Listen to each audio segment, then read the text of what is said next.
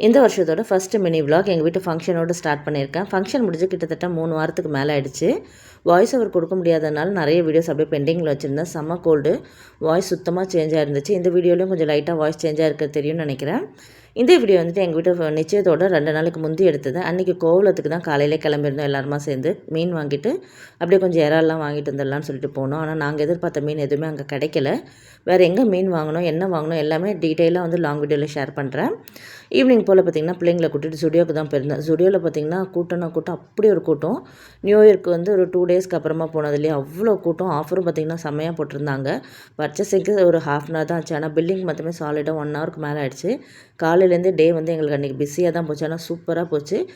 பில்லிங்லாம் முடிச்சுட்டு அப்படியே வெளியே வந்து கொஞ்சம் ஸ்நாக்ஸ் எல்லாம் சாப்பிட்டுட்டு செம்மையாக என்ஜாய் பண்ணோம். கண்டிப்பாக வீடியோ உங்களுக்கும் பிடிச்சிருக்குன்னு நினைக்கிறேன். வீடியோ பிடிச்சிருந்தா லைக் பண்ணி, ஷேர் பண்ணி, கமெண்ட் பண்ணுங்கள். இன்ஷா அல்லாஹ் இன்னொரு வீடியோவில் பார்க்கலாம். அஸ்ஸலாமு அலைக்கும்.